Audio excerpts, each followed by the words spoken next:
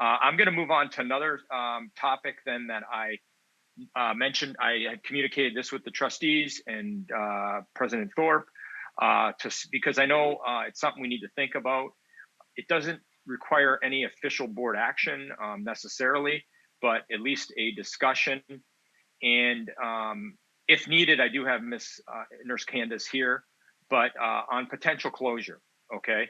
And so I want to mention a couple of things. The first thing is that the Wayne County will provide recommendations to the district if they believe that there needs to be potentially closures of a building or schools. You all may remember it. I know at the time, President Berry and President Thorpe right now, we had some phone calls and other trustees, but President Berry, it was mainly you back in March when Wayne County was on the phone with me pretty much all day, health department, when we were dealing with the Whitmore Bowl situation. So those relationships we have built will help, but they're also offering that for all districts. You know, they're in accordance with the law. So some of the things that when requested, they'll make recommendations to the district based on possibly the, and I'll mention a few of them, possibly the number of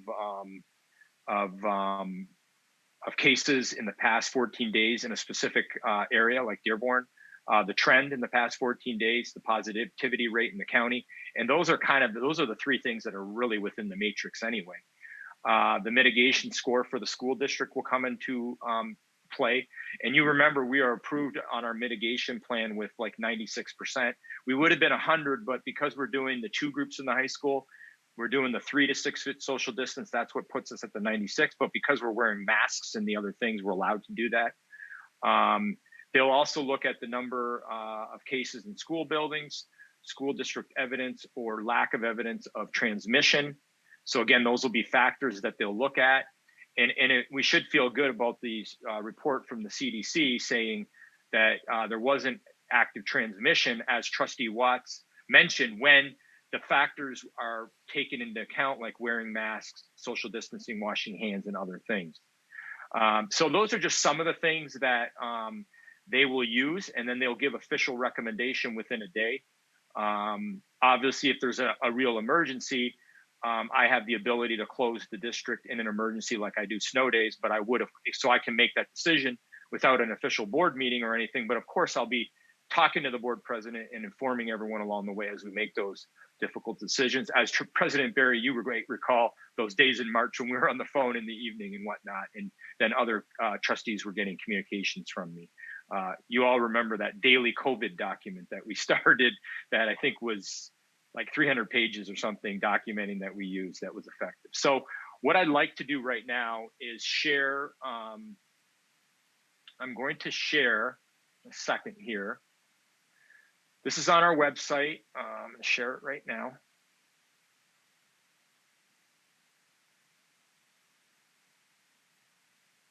You can all see this right now because I can't see if it's showing. Yep, we can see. So this is on our website. Thank you. And so it's on the dashboard for COVID-19 when you click. Notice over here, it still says the 0119, and that's just because the matrix that I just shared with you, we just received it literally. So that'll be up there and it'll say 022, but the level didn't change. We're still in a level D. And so this is the matrix here that mentions the level. When we were closed for all those weeks and months, we were in level E the entire time. And we had some of the highest infection rates Wayne County did and Dearborn did receive the highest. So what our team is recommending is two things. We take advantage of the Wayne County recommendations when situations occur, and that we go based on the matrix. So if we move into a level E, that's when we would look at potential closures if it were the district in E. And then we could consider it, if you can see this on my cursor, if we were in D, but, and I know it says 28, but again, these are all recommendations. It's not said, and it's not, this is something that we've discussed with the nurses, with Nurse Candace. And again, I'm happy to pull her on if needed, she's available. But we're recommending we go by the matrix. And that would be the measure that we would look at if, in fact, because we hope we don't have to, I'm going to be confident that, and I'm going to be optimistic that with the vaccine, with the community doing their part with the masks in the trending, and if we continue that, we don't have major holidays coming up as well, that we will maintain those numbers in a safe manner, but we have to prepare for the realistic possibility that we could have a situation in schools or in the community, it could be the community, and we might have to make a decision on closure. And we, to be honest, all superintendents discussed this way back in the state knew this, that last summer, that there may be a situation where you're opening and you're closing.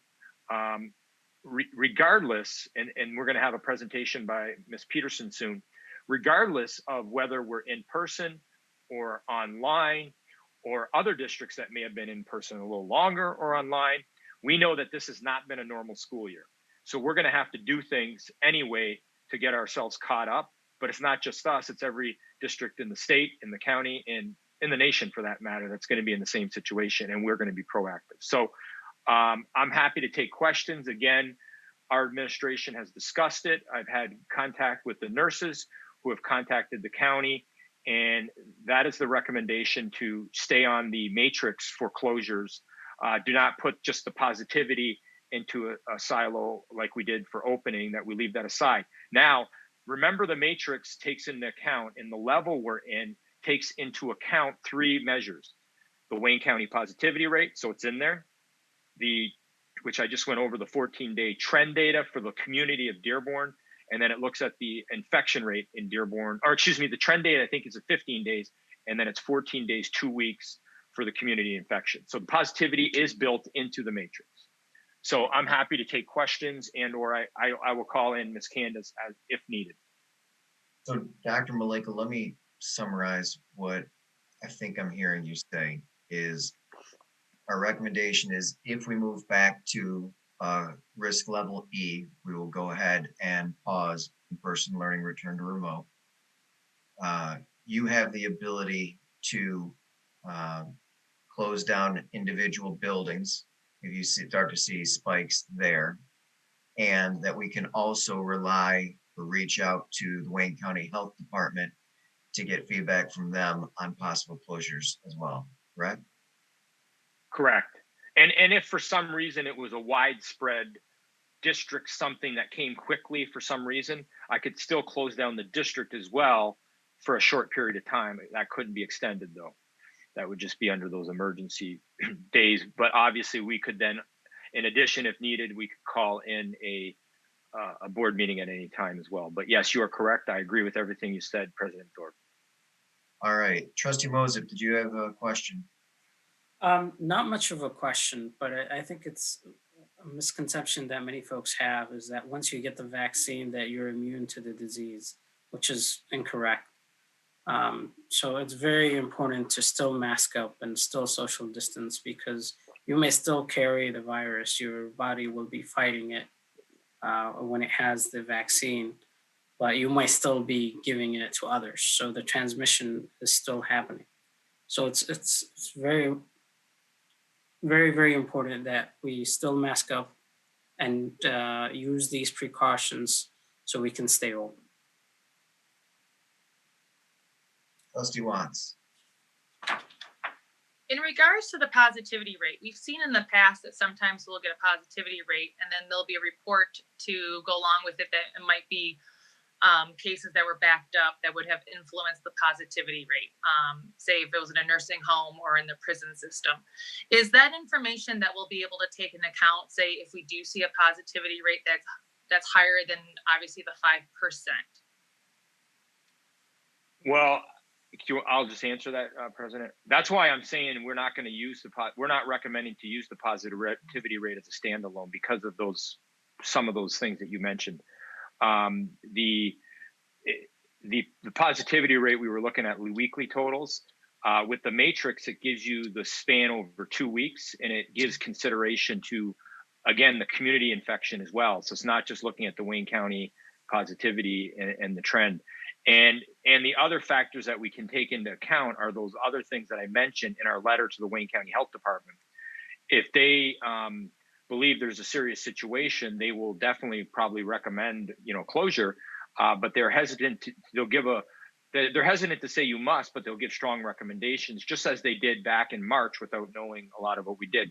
So that's why we're saying stay away from just the positivity, but the positivity is part of the matrix. We don't want to have things just jumping up and down. You know, you go maybe, okay, you're 5.3 this week, and you know, you go back to 4.8, and then maybe, I think President Thorpe, you used that example in January, and then you go up to 5.6.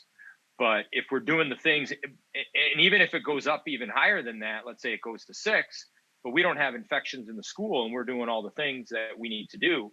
And I think that's why it makes sense what President Thorpe was saying with my ability to close individual schools and deal with individual situations as well. Right. I just wanted to make sure parents knew that if just, you know, if we go above 5%, that doesn't necessarily mean the schools are going to close, because we have to look at the whole picture and what you were saying with the report. So I just want to make sure that we could clarify that. Okay, thank you.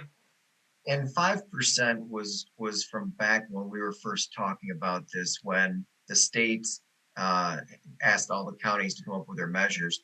We didn't really have the matrix. The matrix was just starting to come out. And as Dr. Maleko said, the matrix includes the positivity rate. So it's redundant now for us to use it as a view of how to close the district. Trustee Barry. Just want to comment on Trustee Watt's question. Very good question. I'm not the expert, but I've been following this every week, and it seems like that Monday report, whatever the number is at least 1.5 points higher than the average. So I'm assuming is that's when the state is reconciling all their information and reporting it as part of the Monday. For example, like for this current week right here, I'm looking at the numbers right now. We know where we ended up, but Monday's report was in the high 5s and Sunday was almost at 6 points. So maybe that's what they're doing when they're finishing up the week. They get the rest of the information, and the first 2 days of the week is when they're reporting those numbers. Again, I'm just assuming that. So, but every week when we get the I don't just look at the average, I'll break down the daily. Every week, Sunday and Mondays numbers are a lot higher than the average. So just take that into consideration. Thank you. Trustee Palashkov. A couple things. One, in reference to the positivity rates, we also know that we get our own Dearborn numbers, which don't include prisons or any special population. It's just the positivity rate in the community at large. And that has been consistently higher than the average positivity rate of Wayne County outside of Detroit. So we're kind of comparing apples to oranges here when you try to put the onus on a nursing home or a prison as being the inflator of the positivity rate in Wayne County. That's actually our numbers in this district was the inflator.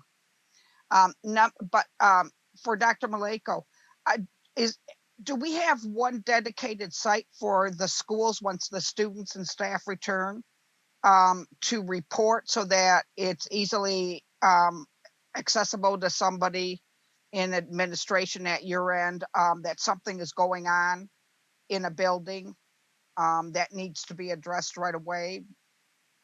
So, you know, is the school secretary going to, every time we have influx of positive COVID testing or something in a building, do they have a site to report it so it gets noticed right away? Yeah, I mean, you guys are aware of it too, because you receive the incident reports. We have a whole system built up. Basically, it gets reported to the executive director of the feeder, you know, the principal, the executive director, and the nurses. The nurses are the ones that then keep track of all the data. They then contact the county, and they're on top of it right away, making decisions. And I'm informed, and you guys are actually informed at similar timeframes as those cases, you know, come in. And I think we've tested that system, and if needed, it can come up to me as much as getting a phone call. But I will say that the principals are already aware that you make a call to the nurses, and we have several nurses that do a great job. So yes, that system is built in, and by law we have to report. And then I would say we're on top of it as well, because we have such a great relationship with Wayne County. We have to discuss it with them as well to report it, and then it goes eventually on the website. Yes. Thank you. Dr. Maleko, to piggyback off that question, are we going to be requiring daily reports from the staff and the students, or are they only going to report if they have symptoms? They're required to report. You know what? I'm going to ask Ms. Candace to jump in because I can't answer. There's a lot of reporting, but if there were symptoms, they would report it, and then they shouldn't be going to school. If there is, I'm just going to have her if she can. I'm here. Amy, you're there anyway, so I'll let you answer that. Yeah. Okay. So yeah, we're going to have, there'll be information that'll be shared to the families, similar to what we've used in the past on when to keep your child home if they're sick. But there will be, we'll be watching the symptoms. So if we have a student that becomes ill at school, then and they have any of the symptoms based on our screening tools, then the parent will be contacted and the student will be asked to be picked up from school. And then they'll need to have a conversation with their pediatrician or their primary care doctor for their return for that. So we have that set up and ready to go. And if the students or staff are experiencing any symptoms that we have on our screening tool, that's the indication to the families and to the staff member that they need to stay home and look into why they're feeling that way. So the families will be asked to do the screener as they did in the fall when we had our learning labs open. Every day the students will have to go through that screener, as well as our staff members. And if anybody's experiencing any of the symptoms that are on that, we're going to ask them to stay home and look into it. We still, get notified from the families are still notifying us. The students are reaching out to their teachers when they're a little bit older to notify them if they have symptoms or if they've tested positive for COVID.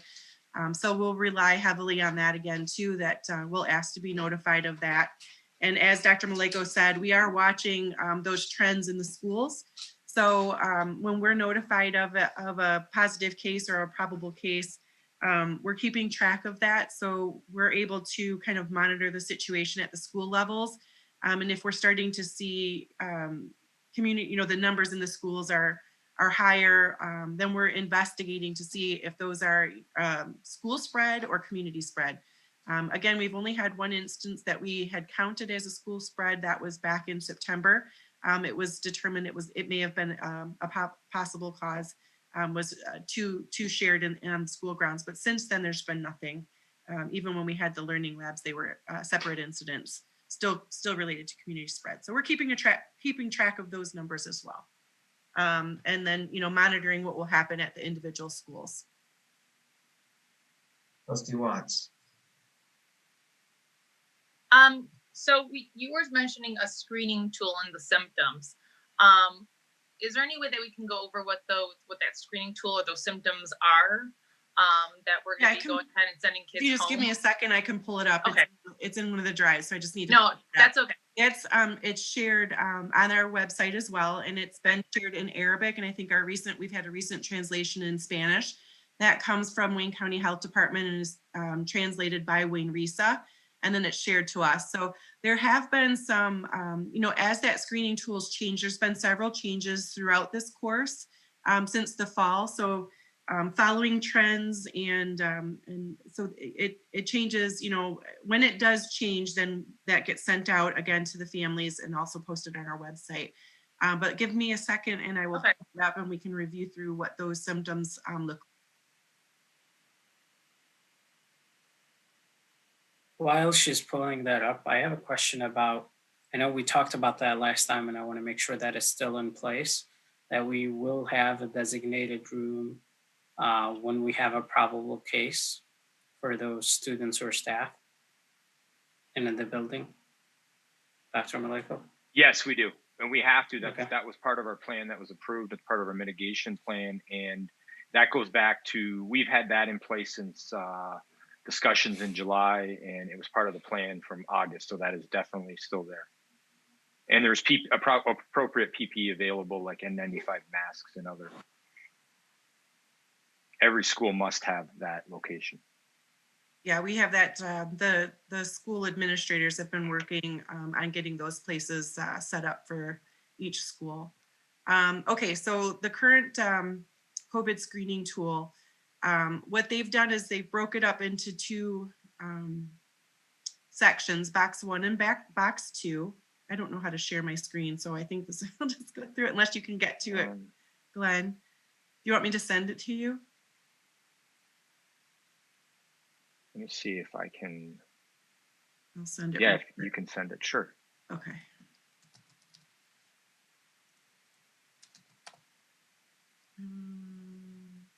I'm just going to give you the staff one because it's pretty much the same for the students as well. Okay, I just sent it. So Ms. Candace, this is going to be something that all staff and students then would be completing daily, because Yep. if they're in the A group and it's a B day, they still need to let us know because they were just in the building. Yep. It's a daily screening tool, and the staff members have been doing it since we've started back. When we enter into the buildings, we have a sign-in sheet for staff that they've been using, and then parents were using it in the beginning when we had the learning labs. So we'll have them do that again since the students would be returning to being in person. Our sports teams do it every practice. They go through it, make sure the kids are not having any symptoms. So those that are practicing and have been involved with sports have been screening all along. Oh, there it is. Okay. So you can see on our screening tool, this is the staff and visitor screening tool. There's a similar one for the families, the school families. Wayne County's recently broke that up into 2 boxes. And so what they're looking at is the box number 1 is, do you have a fever that's above 100.4 or more? Do you have a new onset or worsening cough?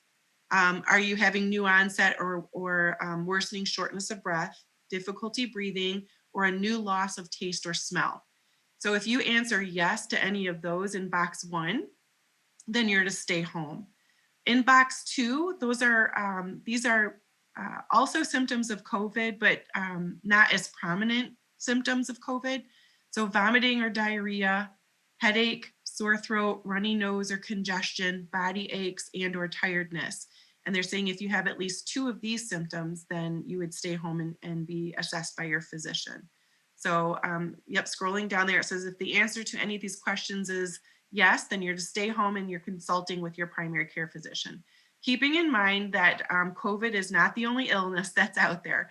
It seems to be the one that everybody's thinking of right now, but we still have kids that have colds and allergies and, regular strep throats and things like that. So this just gives us a tool to kind of say, if you're having any of these symptoms that are new or worsening, then you need to stay home from school and consult with your physician. And at that time, the physician may say, they've ruled out COVID and this is not COVID, this is something else. And then we would ask for a note for them to return to school.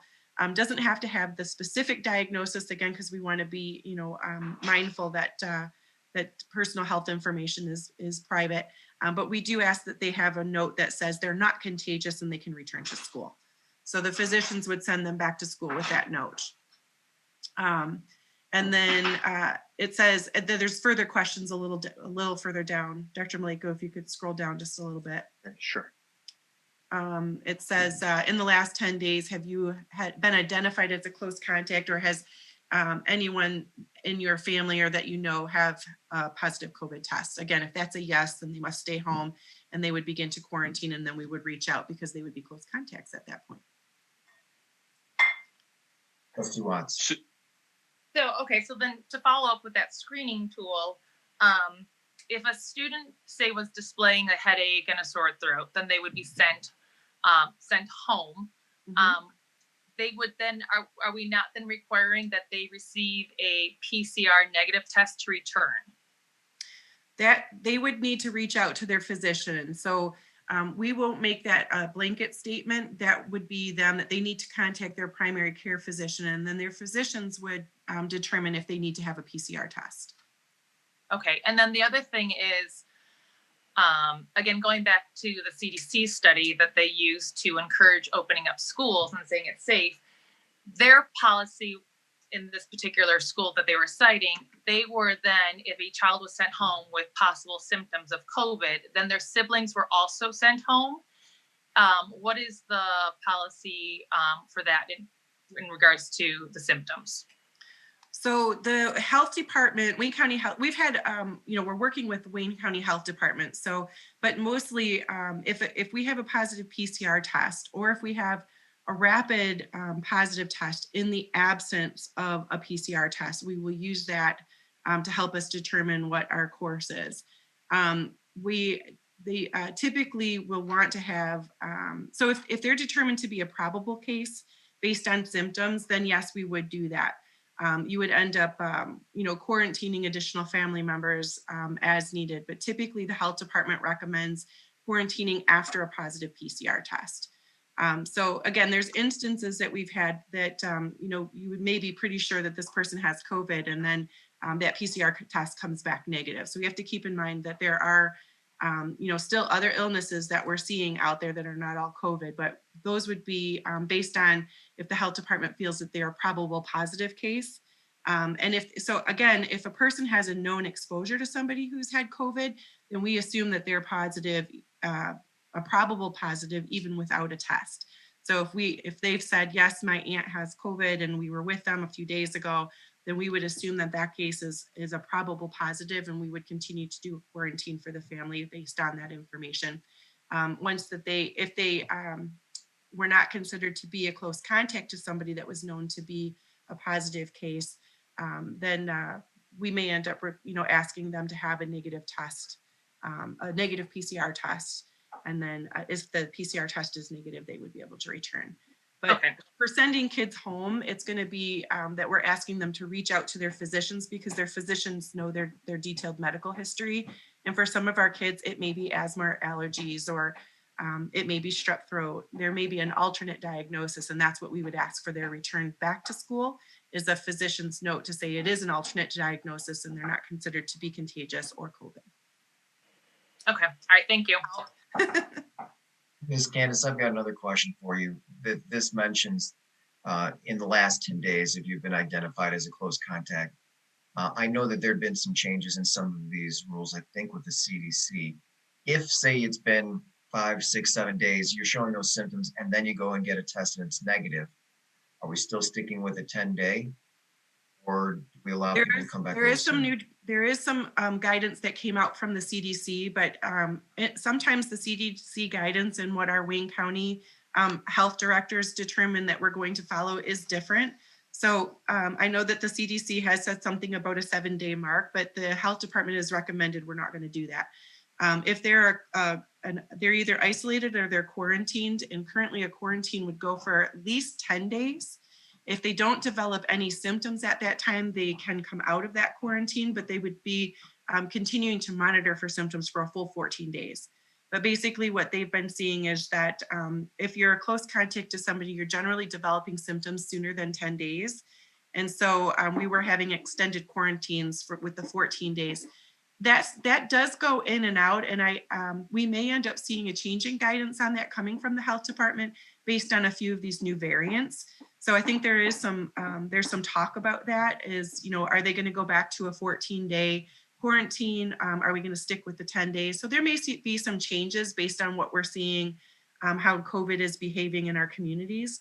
But currently, right now, we'll do a 10-day quarantine, and if they don't develop symptoms, then they would be able to return, but continuing to do those screenings for a total, 14 days. We're screening no matter what, but in terms of quarantine, we would ask them to be extra vigilant for those additional 4 days. But that may end up changing. Again, we're going to go with Wayne County's recommendations on what they would say for those things. But there is some chatter that maybe they would go back to a 14-day. So we'll see how, what we're seeing in our communities and what they'd like to do with that. And Amy, you do a great job explaining it, and I appreciate it. But yes, I've heard that there may be changes as well. And in talking to our attorney, obviously the health is most important, but we are legally bound to follow the Wayne County rules that, and they take them from the state. So even if the CDC changes, we also have legal parameters, could be about travel and other things.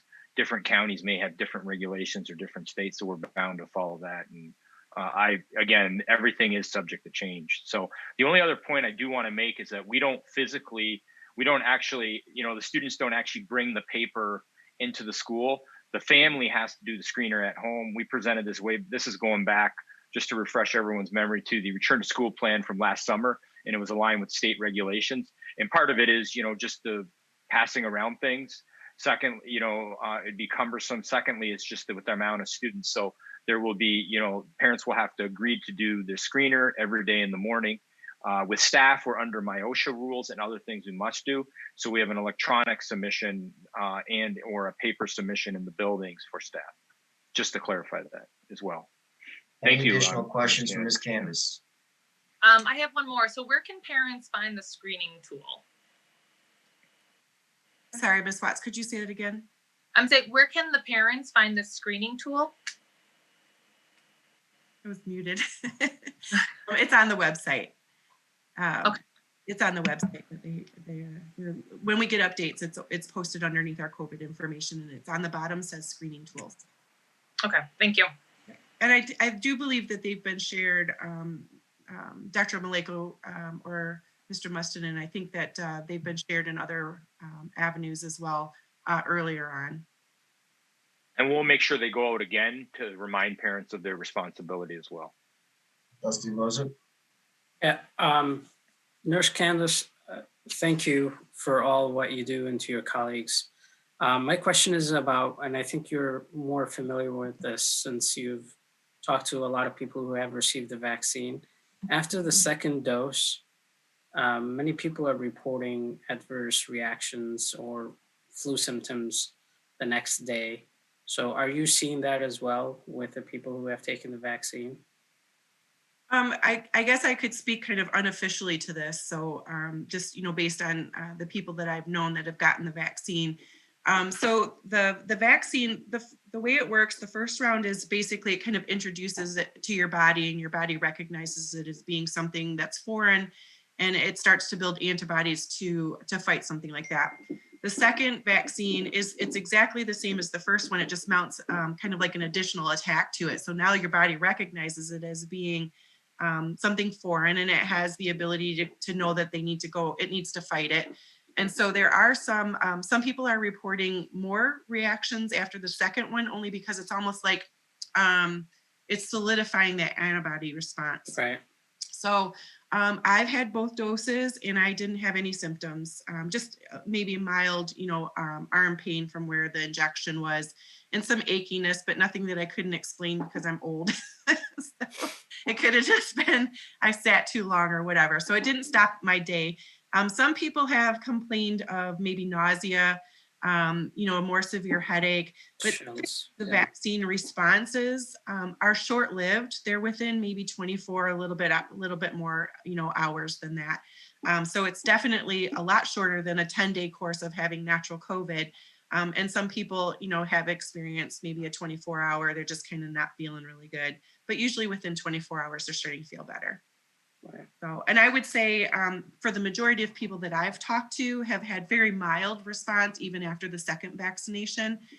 Some of my friends and family have had a bit more uncomfortableness the second day. But for the greater majority, I think most people have been managing through it without much issue. Trustee Barry? Ms. Candace, I just want to take this opportunity to say thank you. Thank you to you and your team, all the nurses. You've helped us tremendously this past year. And I know that moving forward, your job is just going to get a little bit more difficult. There's going to be some, hard decisions. And I am so happy that you're part of Dr. Maleko. We all are. We are part of Dr. Maleko's team moving forward. So I feel good. I feel confident that we're doing all the right things. So we appreciate you and your team. Thank you. Thank you. We appreciate that too. We're just, we feel, we are a good team. We work together. We have a lot of support in the district, and, this is definitely an unusual time period, but I think we're going to do good. Everybody's been working really hard. I think it's going to pay off. So I appreciate that. Thank you. There's no additional questions for Ms. Candace. We'll turn it back over to Dr. Maleko. Thank you. And I'll just confirm, Trustee Barry, appreciate those comments. I can't say enough about the work her and the rest of the nurses have done. So thank you for that recognition. So I'm going to move along with my, so again, with the, the closure We're looking at E. We don't have to, it's just if there's any other, comments on that, but otherwise that's what we'd be looking at doing as a possible closure as things come up. And as long as the board is comfortable with that, that is the direction administration's recommending, and that's the direction we'll go in moving forward. So at least there's some, it's out there publicly. And again, things are also subject to change. I will say the strength in that matrix is the fact that it has multiple measures that takes into account. I think that's the strength, and it's over multiple, a couple of weeks. So. Okay, I don't see anything else on that. So the next thing is I have a few other comments, some positive things to share under my commentary so we can move along.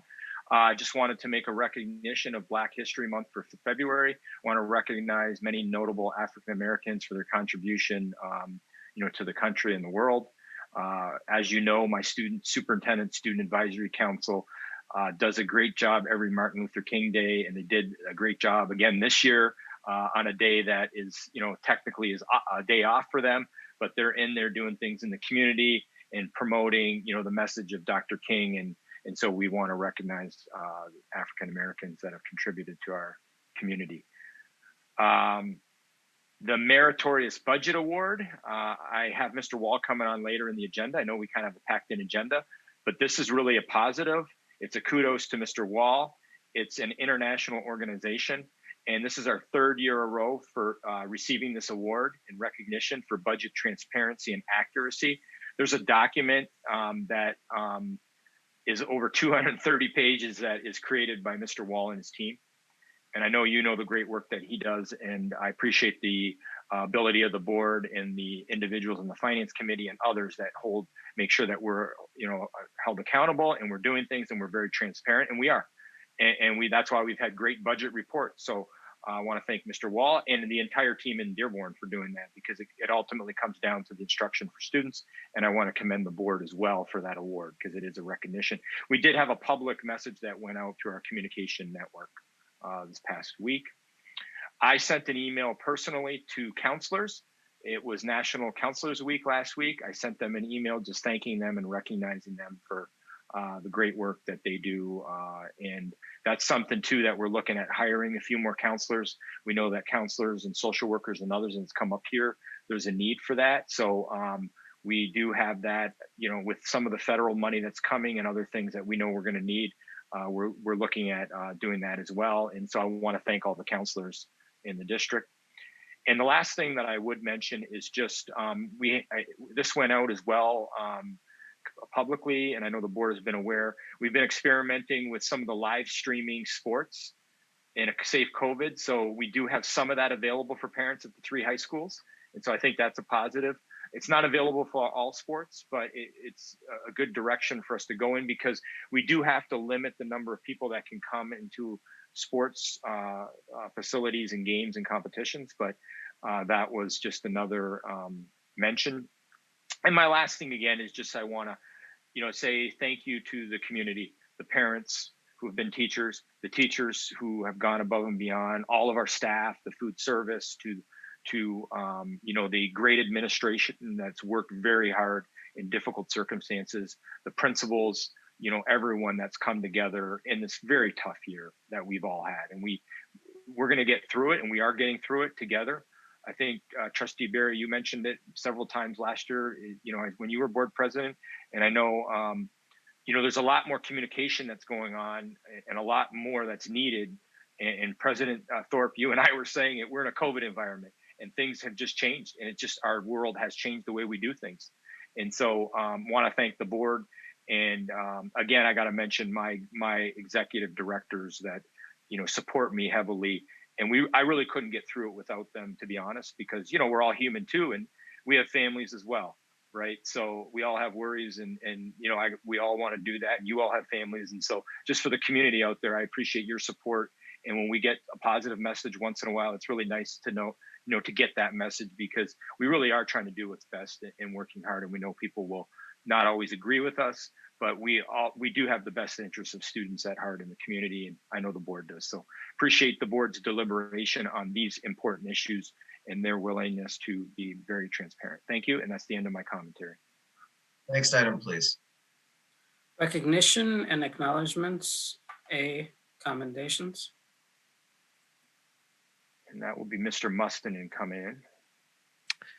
Good evening, board. Thank you very much. We do have a few commendations for this evening. Let's start things off right away here with our district commendations. Commendations to the 43 staff and community members who took part in a virtual Giving Tuesday event that raised more than $2,000 for the Gleaners Community Food Bank. The fundraiser was held to make up for the Dearborn Art Department's annual Empty Bowls event that had to be canceled in November. The art department will give handmade bowls to everyone who supported the Giving Tuesday event. Moving on to our high schools, commendations to advisors Iman Noura and Sana Ayud and the Fortson Interact Club. They planned a Pink Out fundraiser to help a Henry Ford elementary student who is fighting cancer. Fundraising efforts included selling t-shirts and teddy bears and accepted cash donations. In all, they raised $5,750 for the family. Congratulations to several class of 2021 students who are recognized by the MHSAA, which is the High School Athletic Association, as scholar athletes.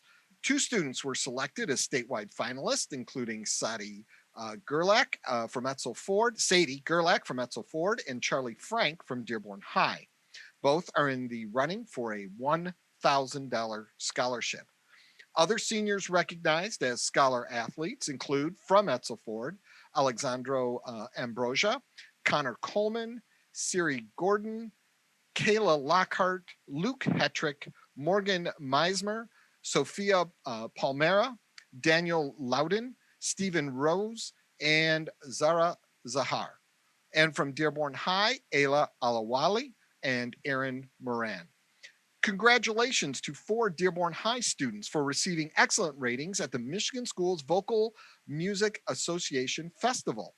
Students submitted recordings of their performance in December and received their scores in January. Students with an excellent rating included Adriana Vascomi, Sophie Wheeler, Olivia Kirk, and Leah Murphy. Moving on to middle school, commendations to O.L. Smith office staff, Carrie Kerr and Lori Kevany and Nezran Kadu. And thank you to Walmart as well. They'll be mentioned in the donations as well. These 3 women jumped into action when Walmart called offering to donate school supplies to the school, but needed some way to get them picked up and delivered to the school.